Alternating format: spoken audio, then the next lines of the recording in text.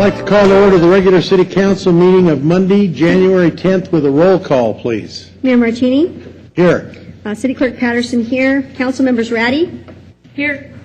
Councilman Lawson? Here. Smith? Here. Kerrigan? Here. Schmidt? Here. City Manager Carey? Here. City Attorney Adams? Here. Okay, next, if you'll all stand for the invocation, we have Pastor Steve Bond from the Summit Christian Church. Welcome, Pastor. Thank you. Let's pray. Father in heaven, we give you thanks again for the honor and the privilege that it is to live in this nation and in this state and in this city. We thank you for the wisdom that you promise to provide when we come to you and ask for it with faith. And so in this moment, we do ask for great wisdom for this body of decision makers. Father, would you give them the ability to communicate clearly and openly with one another and with the constituencies that they interact with. We pray, Father, that a spirit of harmony and joy would be a part of their experience. That, Father, what they do would not be onerous, but that by the power of your Spirit, you would encourage them. And that at the end of the day, Father, you would be honored, and that the citizens of this city would be blessed with wise, respectful, and sound leadership. And so we commit this meeting to you, thanking you for your grace in the name of Jesus. Amen. Amen. Thank you, Pastor. I appreciate it. If you would remain standing for the Pledge of Allegiance, please, Mr. Kerrigan, would you lead us? Yeah, please join me. I pledge allegiance to the flag of the United States of America and to the republic for which it stands, one nation, under God, indivisible, with liberty and justice for all.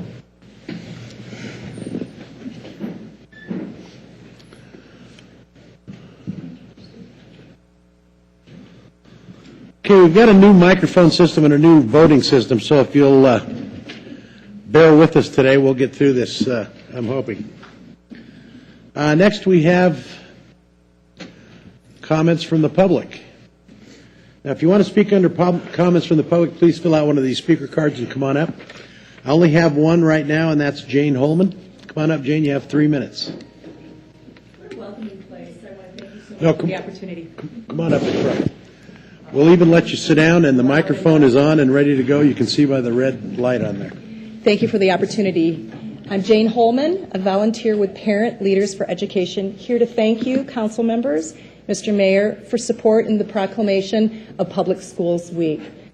As you may know, legislators, representatives, and other elected officials, including your mayor, will be visiting public schools throughout the Washoe County School District during this week to learn firsthand the importance of supporting education. We would like to thank you so much for recognizing Public Schools Week through your proclamation. Thank you. Thanks, Jane. Appreciate it.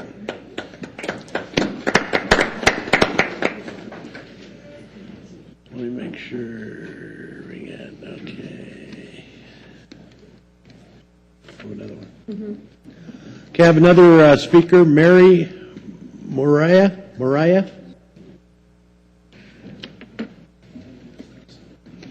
Come on down, Mary. You're up.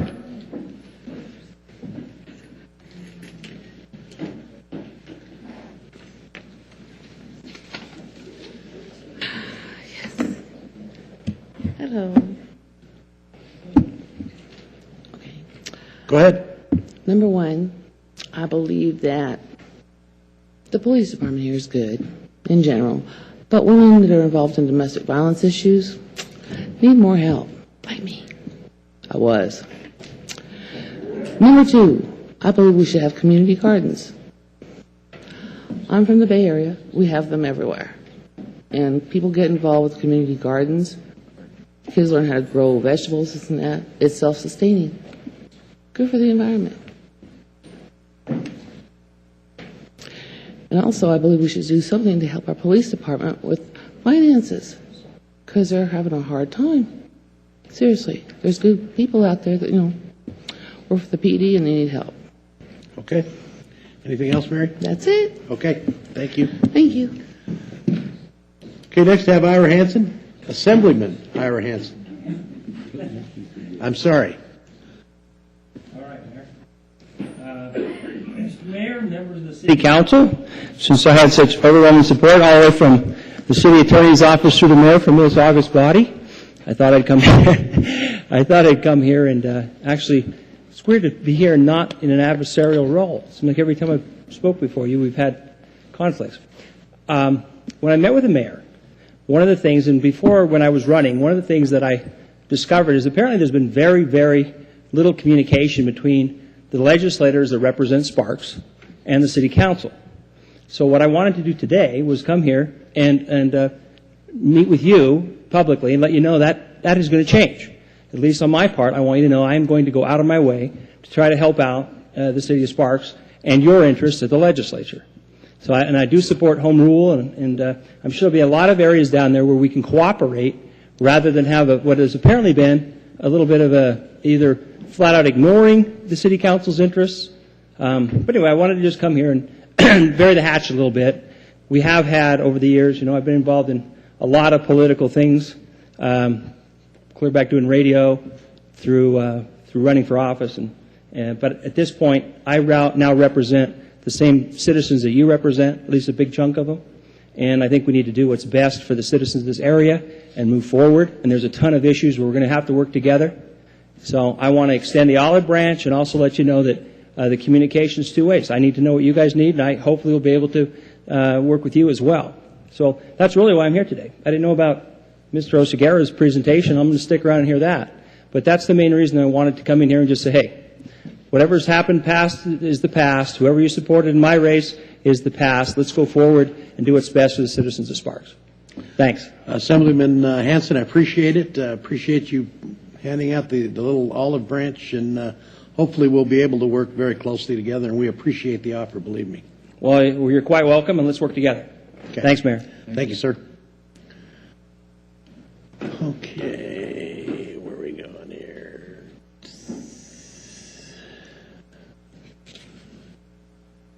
It worked. Okay, next is approval of the agenda. Anybody want to take anything out of order? If not, looking for a motion. Mr. Schmidt. Thank you, Mr. Mayor. I'd like to make a motion to approve the agenda as outlined. Do I have a second?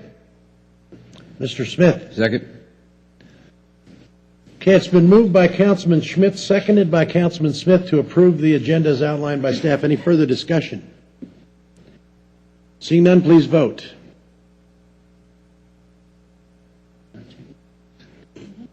So far, it's working. Okay, passes unanimously, 5-0. Oops, I have a display result. Okay, so let me move on to the next one here. Yikes. Okay, next is recommendation to approve minutes of the regular meeting of December 13th, 2010. Do I have a motion or any additions or corrections? Mr. Smith. Move to approve. Do I have a second? Ms. Ratty. Second. It's been moved by Councilman Smith, seconded by Councilwoman Ratty to approve the agenda or to approve the minutes of December 13th, 2010. Any further discussion? Seeing none, please vote. Mr. Schmidt. Okay. I wanted to see if the no vote was working or not, but it doesn't work. It says right there, no. Okay, passes unanimously. I want to know if the present one was working. Okay, announcements and presentations. We have the pleasure of having with us today the Speaker of the Assembly, new Speaker of the Assembly, former Assemblyman for quite some time, I believe, Mr. John Oseguera from Las Vegas, Nevada. Welcome, Mr. Speaker. We appreciate you taking time out of your busy schedule and giving us a heads up what's going on with you. So thanks for being here. Thank you, Mr. Mayor. I appreciate the opportunity to come and talk to you for a few minutes this morning. I hope you don't put the 3-minute timer on, though. I don't think I can tell you the whole story in less than 3 minutes. But, one of the things that I really wanted to do is come and just talk to you about communication. I don't know that it's unprecedented, but it certainly hasn't happened in a while, I'm sure, where the legislature has come down and talked to you. So I'm here to talk to you, here to communicate. I want to open that door. As Mr. Hanson said, my door is open. So this is the first in this many steps of us communicating. The presentation today basically goes over 3 areas. It talks about where we've been, what we've done, because I think there's some folks that don't believe that we've cut much at the state level, and I'm here to tell you we've cut a lot, and I want to show you what we've cut and what that means. Second, I want to talk about where we are and what we're faced with, and then third, I'm going to just try to touch on a little bit what I think we have to do to overcome these problems. So, with that, I certainly will stand for questions afterwards, but I just want to let you know that I'm here to work with you, and so where are we? Where are we is I don't know how to run this machine. So I think I just go like that. Got it? I got it. Some of these numbers are actually old. I started doing this presentation around the state about a month ago. I've talked both in Reno. Today I did NACO with all the folks from out in the surrounding areas. I've done Sparks, doing Sparks right now. I did Las Vegas, Clark County, Henderson, North Las Vegas. And these numbers have actually changed in that amount of time just to go to that many meetings. But you know these numbers probably as well as I do. We have the highest foreclosure rate in the nation at 54%. We have the highest unemployment rate at 14.2. That's one that's changed. And obviously our economy depends on discretionary spending from people not only in this state, in this country, but from around the world. So when they come back, so do we. We have the largest percentage state general fund deficit in the nation. That's pretty scary. I know you probably pay attention to the news as much as I do. And this morning when I was driving to the airport, there was a story about Illinois. Illinois is number 2 behind us in state percentage. Talked about them not being, the state troopers not being able to use their credit cards at the gas stations because they weren't accepting their credit. Then it also talked about they have a state income tax in Illinois. And it said that they were attempting to raise the state income tax by 75% to meet their deficit. So that doesn't put us in too good a company. If you'll look here, we're number 1 in the nation with our deficit at 54% of our budget. So we've got some challenging times. Well, there is good news. We have the second lowest tax burden, so that's good news, and we have the 4th best business tax climate. And as you know, as you go through these troubles with us, we have the lowest number of employees per capita, both local and state government. We do a really good job of doing more with less. I've heard a figure, and I can't quote it exactly, but I've heard that I think it is around, at the state level, if we put 10,000 more employees in our employ, we still wouldn't come into the top 25% of the number of employees per capita. So, we're running lean and mean, as I'm sure you are as well. So where does our general fund money come from? Just as an overview, 30% of it comes from sales and use tax, and 27% comes from gaming tax. So 57% of our revenue comes from really 2 places. So if you look at all those other functions, our revenue sources, people, as an example, would say, well, why don't we raise the tax on cigarettes? Well, 3.1% of our budget, we could do that, but it wouldn't even put a dent in the hole that we just described. What do we spend our money on? We spend our money really in 3 places: education, health and human services, and public safety. Not dissimilar to what you do. But the education portion of our budget is about 55%, 30% or 40% of that going to K through 12, and 15% going to higher education. Health and human services is about 30% of our budget, with public safety being about 9% of our budget. So when people say to us, why don't you just close state parks or close museums? Well, because if you look, that's such a small portion of our budget, it really wouldn't result in much. And quite frankly, that's part of our economic development in a lot of the state. So that's where our budget's made up. So just a minute ago, I said that we had this low tax burden, 4th best tax burden or 2nd best tax burden. But there's a small disconnect, though, because we also rank very low based on the quality of our schools, our quality of our health care, the crime rate, the cost of living, poverty rates. As a matter of fact, we rank 47th overall in the quality of life for our state, 47th overall in the top states to do business. Why is that? I think it's because of two reasons, mostly because of our education system and our need for improvement in our education system. So let's just talk about those three areas really quickly. The health and human services, the education, and the public safety. Where are we at? We rank 43rd in per pupil public spending. We have changed our per pupil public spending twice, once in 1983, once in 1993. This will be, in this budget, probably the first time since 1993 that we had to ever lower the public spending per pupil. We're 46th in the higher education per capita expenditures, 45th in residents with bachelor's degrees, and 41st in 18 to 24-year-olds that are enrolled in college. That's education. Health and human service and public safety, the other two areas that we focus on. Last in children without health insurance, last in the number of women who have prenatal care, second highest in suicide rate, 46th in the number of children that are immunized. On the public safety side, we're second highest in violent crime, and we have the highest robbery rates. So that being said, that's where we're at. What have we done? So I put together some figures on what we've done in the last two special sessions and the last session. So this encompasses the first set of numbers that says 2008, 2009 encompasses a special session and then a session of the legislature. Then the numbers that I say in 2009 are the next special session of the legislature that we had. So I wish I could give you percentages on all these numbers, because when I say 176 million, what does that really mean? 176 million of what? But since we have such a lot of federal funding in the education and health and human services side, it's hard to put a percentage to that. So, but I can tell you what we did in some of the areas. So in that first cut through, we cut 50% of our textbook funding, we cut 15% of our library book funding, we reduced the programs for the gifted and talented, and we cut adult education and vocational programs. Then just a couple months later, we came back in a special session and we cut textbook funding again.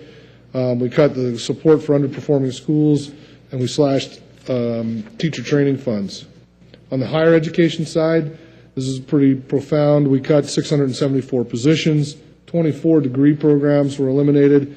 On top of that, we increased the tuition 31%, which put the students paying about $52 million more towards their education. Here's the problem and the kicker: people are going to school more. They're enrolling more, so they've enrolled by 8.6% more, and so we have a higher demand in our higher education system. On the health and human services side, and this is really the people I believe that are really affected the most, we cut our personnel care services to the elderly and disabled.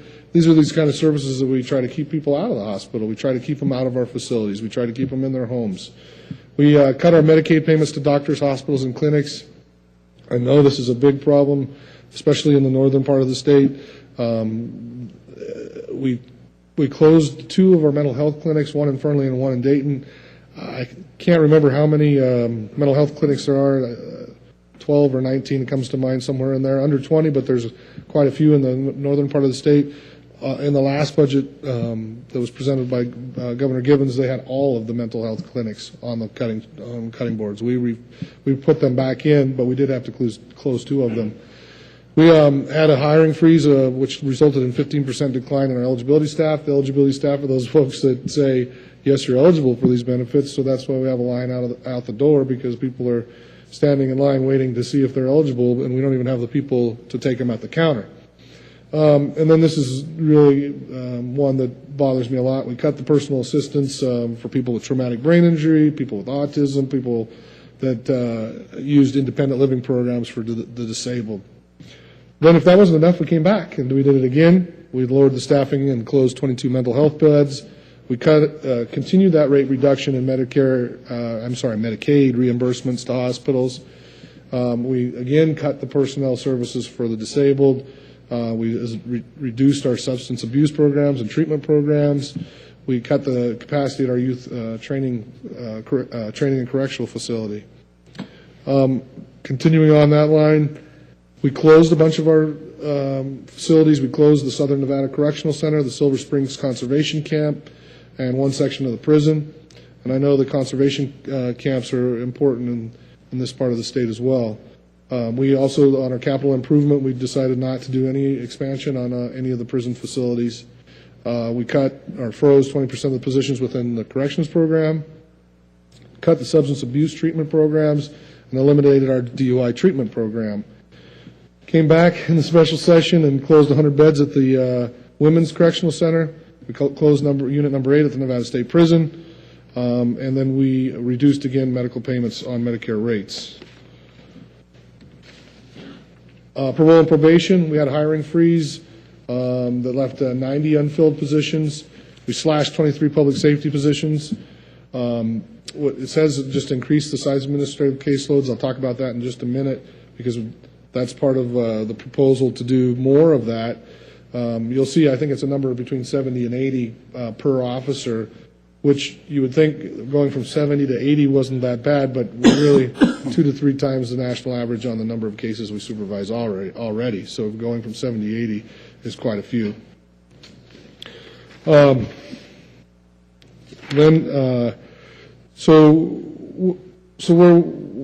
kind of where we're at. That's what we've done. I think you'll agree that that's some pretty significant cuts that we've made over the last 2 years, 18 months, 2 years. The Economic Forum comes in and tells us what our budget should be, what the number that we should use. It's an independent group of folks that are not elected, that are in the private sector, and we are bound by the Constitution to use their numbers. They told us that the revenue for the next biennium would be $5.3 billion.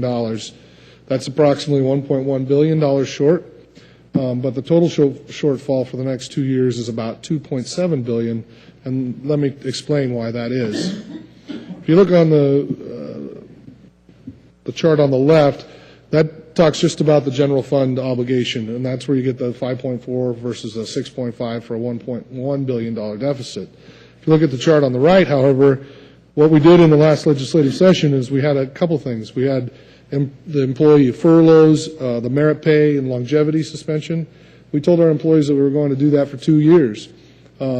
We have to come back and vote on that again. That would mean we would be doing that for four years. And I assume that will happen, but that's a $500 million block there that people aren't counting in their calculation, and it's a tough vote that we're going to have to take. The school support tax is down $300 million.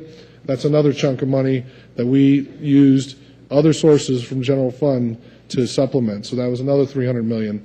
And then the ARA stimulus money was $600 million. We used that money again in health and human services and education to get us through this time. We're not getting $600 million back this time. That was it. And then we had other one-time sources that we had used out of the general fund that we supplied the money for about $300 million. So there gets you to your difference of $2.7 billion short in our total overall appropriations. So that's not fun. So where are we? The former governor instructed his agency heads, his department heads, to give him a 10% reduction in budgets. So he asked all those departments to do that, and they came back with a number of about $819 million more in cuts that they thought would be the next step. I've heard some discussion about some of those items not being on this governor's agenda, that he would like to take them off. And I am sure that's the case, for instance, in the personal care attendants that we talked about earlier. If he does do that, however, what's the replacement? Because if the department heads were asking for these things as next, I'm not sure what the next 10% is, because the next 10% is even worse. And by the way, 10% gets us to $819 million, which is short of any number that you might say that we need to get to. So here's what they proposed. Here's what the department heads proposed. They proposed the basic support per pupil going down. I told you that we haven't raised that since 1993, but we would have to cut that. The funding for full-day kindergarten would have to be eliminated, and the education technology and career education programs would have to be eliminated. And I think those programs, I know in Northern Nevada you have some that are very successful, and in Southern Nevada those are some of our most successful programs as well. We'd have to continue the suspension or elimination of the norm reference test. Right now we've already done that. We're not doing those tests anymore. However, if there was any thought of any type of merit system, we have nothing to judge ourselves with anyone else because we're not doing those tests. In the Department of Health and Human Services, we'd have to eliminate the prevention of problem gaming programs. Seems like in a state where we rely on gaming, it's a high percentage of our, yeah, exactly. Senior citizens property tax assistance we would have to eliminate, and the senior mental health outreach. We'd have to eliminate all the optional services under Medicaid. So that would mean the in-home personal care services, the adult daycare, the dentures, and some vision services. In going on in Health and Human Services, elimination of the Mammovan breast cancer detection program. We'd have to do further reductions at the Nevada Youth Training Center. We would have to further reduce the help and support for individuals with mental illness, including the elimination of the Southern Nevada's mental health court and 50% reduction of the mental health court here. And I'm sure in the local government you see the value of trying to get those folks some help that are out on the street. In the Department of Corrections, we'd have to close Nevada State Prison. We'd have to eliminate the differential pay for the employees in rural areas. When I give this presentation in Southern Nevada, I have to remind them that our correctional facilities are mostly located in rural areas, and that we actually pay people to go and do those positions. And then this is the part where I told you on the Department of Public Safety, we'd move the caseload from 70 to 80. Again, that doesn't seem like that much, but for the fact that that's probably 2 to 3 times the national average already. And then we'd eliminate all the staff for the parole board. Got ahead of myself. So here's where we're at. We could concurrently do 2 things. We could concurrently cut the most we've ever cut in state government ever and have the largest tax increase ever and still not balance our budget. So it's not a fun place where we're at. So what do we need to do?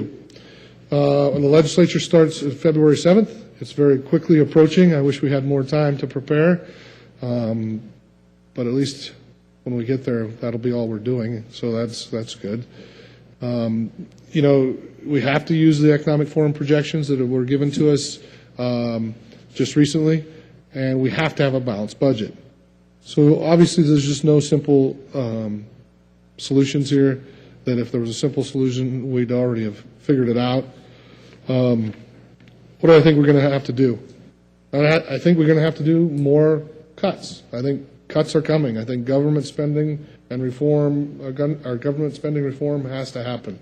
I think that's got to be our first step.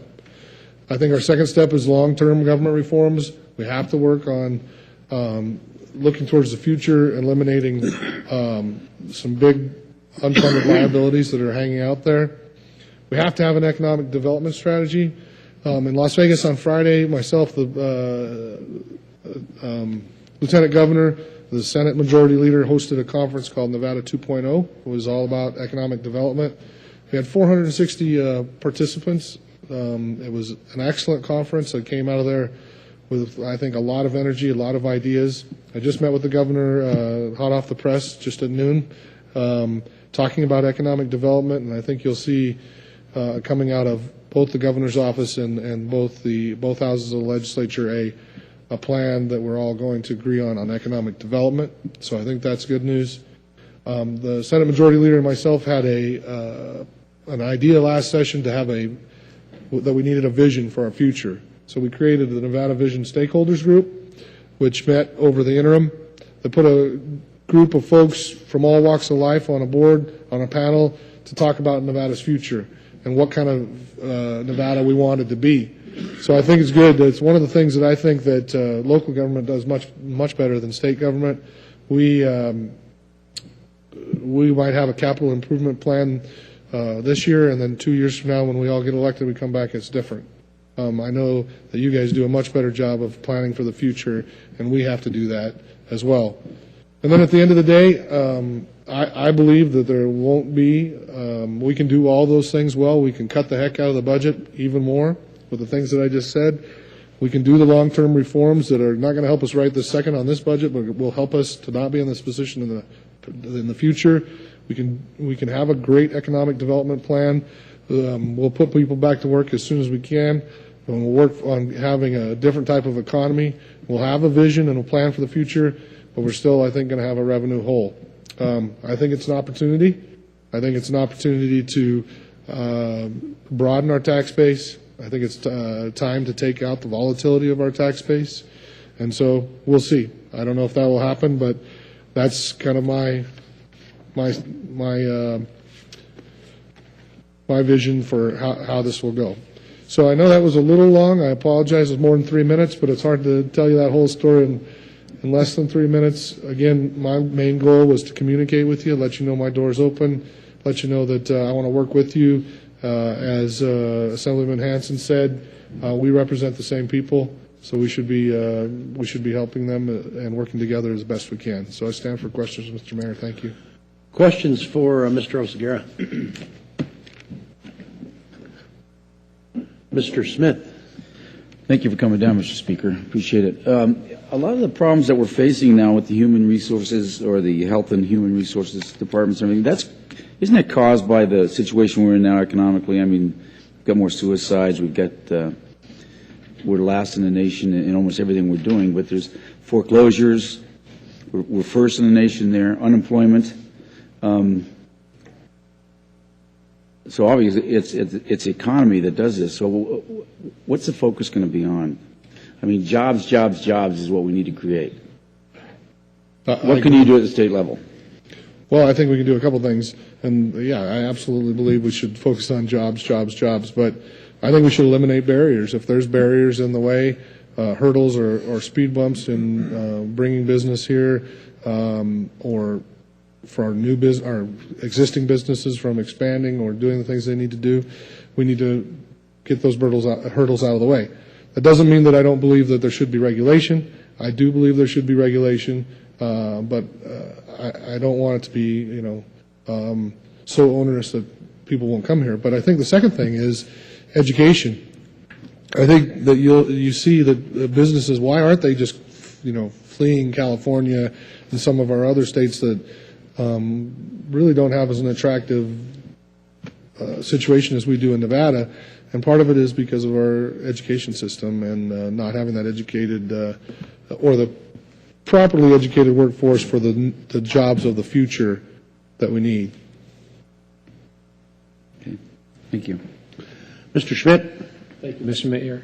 Thank you, Mr. Speaker, for coming down and talking with us today. I know it's been a long time. I don't believe in my 10 years here that I've had someone else from the Assembly come in and talk to us and explain the future of Nevada, what it looks like. I think very few people understand what the budget problem looks like in the state of Nevada, and to have two Assembly people here today, I'm feeling the love. It's wonderful. Thank you very much for coming on down.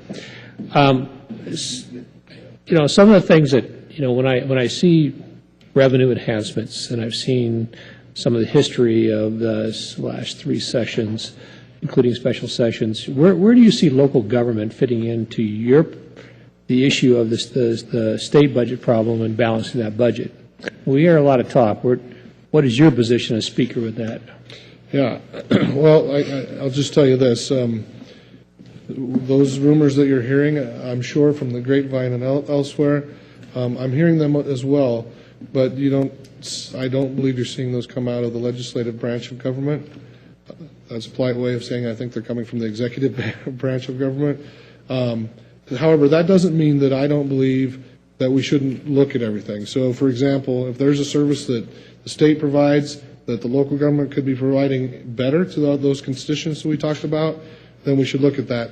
Vice versa, though, if there is a services being provided by the city or the county that the state could provide better, then I think we should look at that.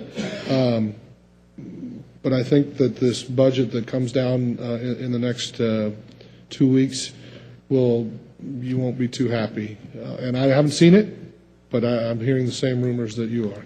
Well, the information we got on Friday from several different mayors that posted in the Las Vegas Sun newspaper was that they've got the pretty much guarantee from the governor that there will be no sweeping of local revenue funds. There'll be nothing to do with sales tax. The only possible tax that there's an issue that they may look as enhancements to would be the property tax issue. And maybe the mayor can correct me if I'm wrong in reading of that recap, but several mayors seem to confirm that is what came out of that meeting. So that sets me at ease. One of the things that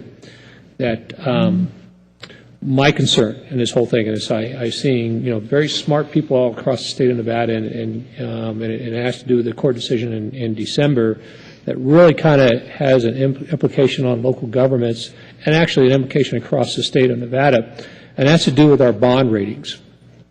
And what's happened is that revenues that we pledge for bonds to finance our infrastructure and things we need on a local level, which is the only way we can do this. We don't have any other choices. This is the only way we can finance capital projects. Those revenues that we declare are no longer our revenues. Those revenues are technically belong to the state of Nevada revenues, and they're actually on loan for us. And so what has been done with this court decision when it comes to bonds says to bondholders and underwriters that we may be able to declare that revenue source as a bond payment, but someone else of a higher and greater authority can come in and say, we determine there's another better use for this money than what that money's been used for. And that starts a very domino effect in defaults. It has we have to now, I believe, and technically in bond people may disagree with this, so we have to disclose that on any future bond, that is a material fact, that we no longer own this money. Doesn't matter if it's sewer funds, water funds, anything else like that. That technically doesn't belong to the city. So everything you do at a state legislature that affects local government, I believe should have a bond opinion attached to it. Does that opinion, does that what you're doing put any bonds in default or jeopardy of any bonds having any type of, I'm not going to pay a 1 or 2% point because you made a decision on your money. I need to know that. I mean, I think it's very hard for a local government to be able to ever raise fees or anything else like that because of the bond implication that's happening. It's not our money. I mean, the courts have said it. Sewer fees don't belong to the city of Sparks. They belong to the state of Nevada. If I'm reading the opinion correctly, and everybody has their own opinion on that. So my concern is the decisions that you make, is there going to be a financial analysis based upon a local government's perspective and a bond analysis perspective on what that does for us? Because once that domino starts falling, it's going to be very, very hard to stop it. And I'll just answer that this way. I think fortunately for you, we've looked at all those sweeps several times now over the last couple times, and there was only a few that had any possibility of us getting involved in it, quite frankly. And we did have bond counsel work with us on those. I just looked at a sheet the other day, and I don't see there's any left to mess with, quite frankly. We saw there was opportunity in 1 or 2 of those areas. And we're in dire straits,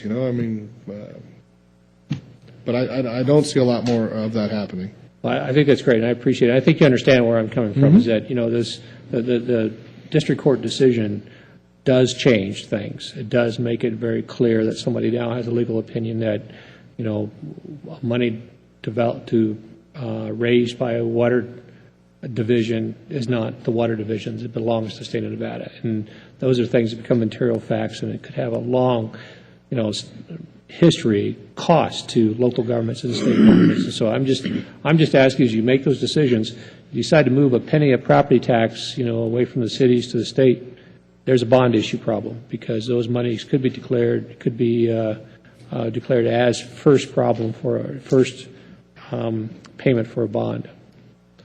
That's my main concern. Okay. Thank you. Mr. Lawson. Thank you, Mr. Mayor. Thank you, Mr. Speaker, for coming down. I just want to point out some things, so if you can bring back with you. I'm involved with a private group that recruits businesses to the state of Nevada. And one of our major issues right now is not only our education, but it's also the cost of our power. Our power is the highest in the West by far. So those people, number one, don't want to move their businesses here because of the cost of just doing business is more expensive. The second reason is our political climate. Quite frankly, that ranks right up there. They're afraid of what's going to happen at the state legislature. What you guys do this session will really determine the economic development of our entire state, because we have approximately 15 different companies that would like to move here and would like to pull the trigger, but are quite frankly afraid of what's going to happen in Carson City. So I just want to point those out to you. And I know that Governor Sandoval has been very involved with talking to businesses that are interested in coming to Nevada, and I think he's doing an outstanding job, taking a page out of the book from the governor from Texas, who has probably the best recruiting process going in the country at this time. So I just want to point that out. I'd be remiss if, we got to grow jobs, we got to diversify our economy, yes, but we have to do the fundamental things that a business person can look at and say, yes, that is the right choice. Interesting. I was just talking about the governor of Texas earlier today, and they have a $250 million fund that they can use to attract business as well. You may see that idea come to fruition here, but I don't think you'll see it at the $250 million range. Where they can seal the deal, they can attract the business with that last incentive to get them. So he has a pretty good portion of money to work with. But he also, they started with zero, so Yeah. that's where we got to start too. Yep. But we got to get some of those hurdles out of the way, and I just want to bring that up because it's to me, it's the only way our state's going to go forward. I don't see gaming coming back to any levels like it was in the last 5-10 years. Frankly, everybody in the country has gaming of some form or another at this point. We've just got to find a better way to grow our economy, and we do have a great place to live in the state of Nevada, and the resources, especially in the north with the skiing and the mountains and everything, it's quite nice.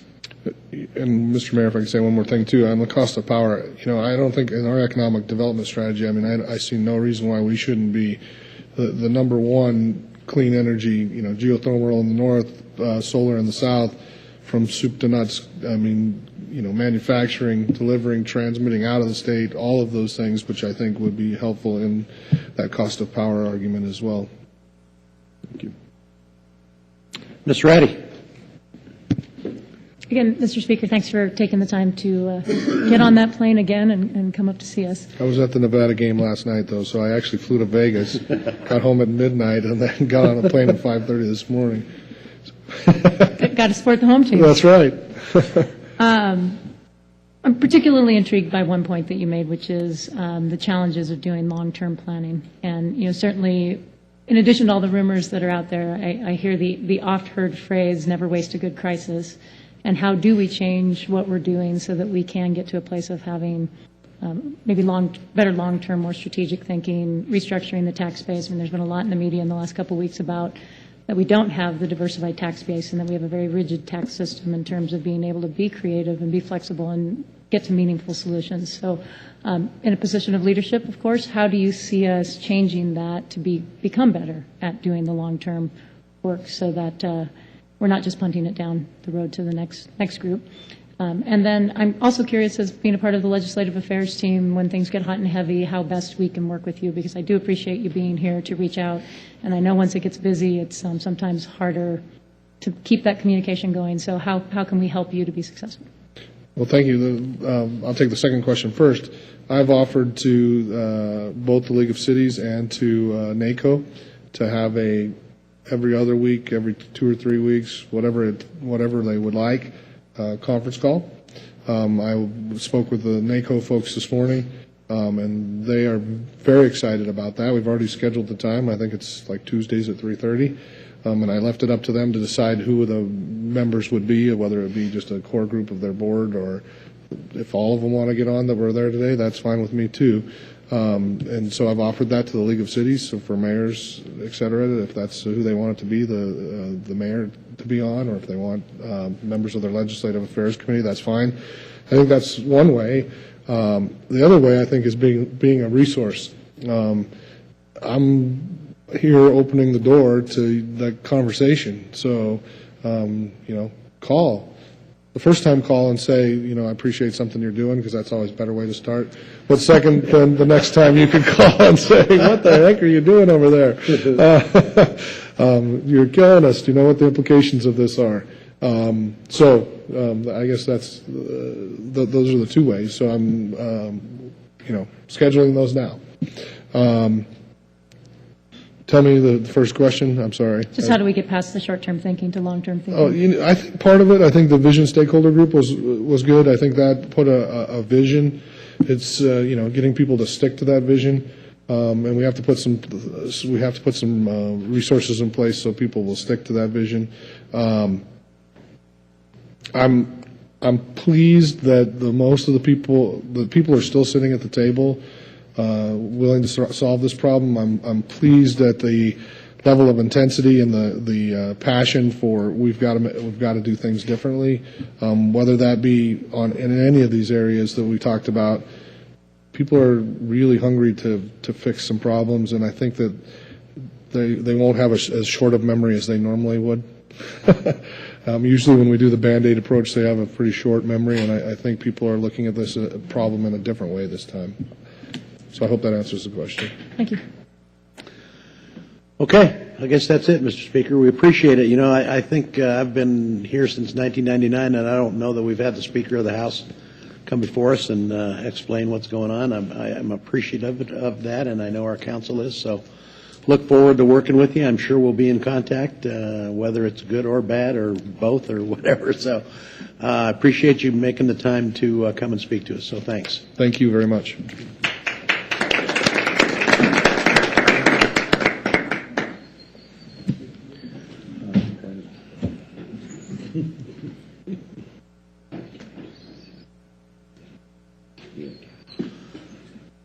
Okay, let's move on to consent items. Anybody want to pull a consent item? 5.1 or 5.2?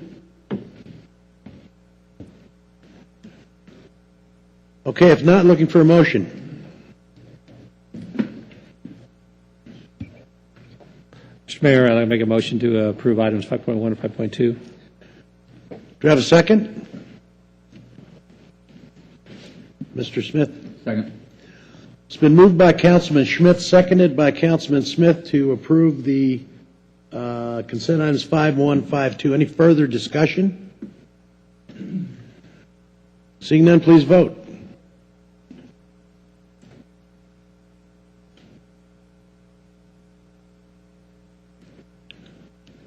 Passes unanimously.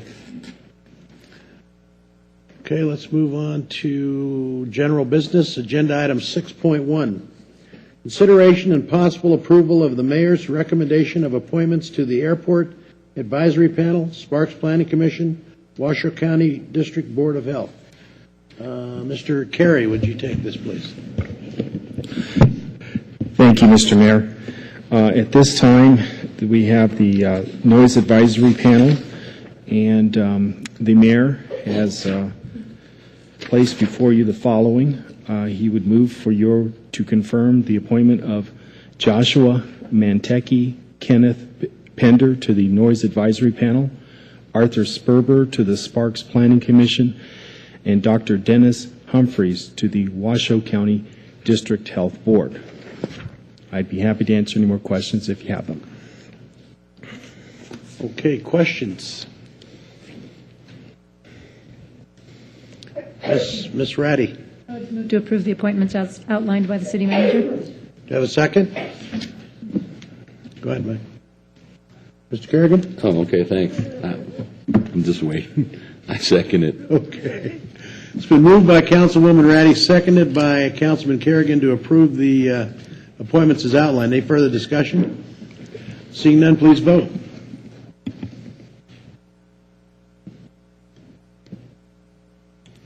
Passed unanimously. Now, is there, I know Mr. Sperber's here. Would you like to say anything, Art?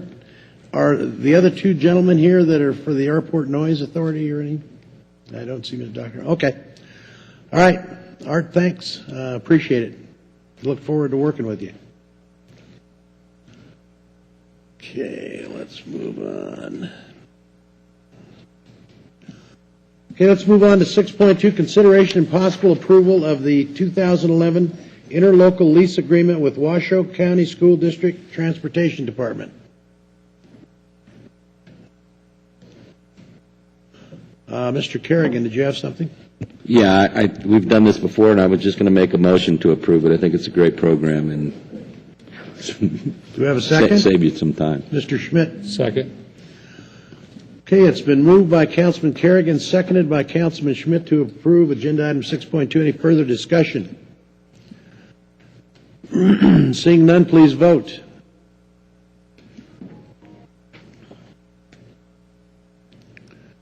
Passes unanimously. Great presentation, Trace. Appreciate it. Good job. She's much better. Okay, public hearings, planning and zoning, comments from the city council or city manager. Mr. Lawson.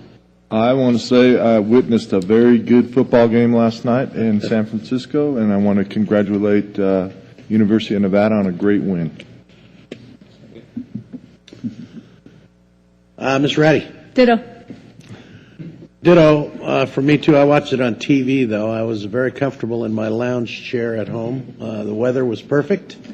Cocktails were perfect. Food, excellent. So just wanted to be sure everybody knew that. So next time there's a championship playoff like that, you can come over to my house. It's not a problem. So any other comments?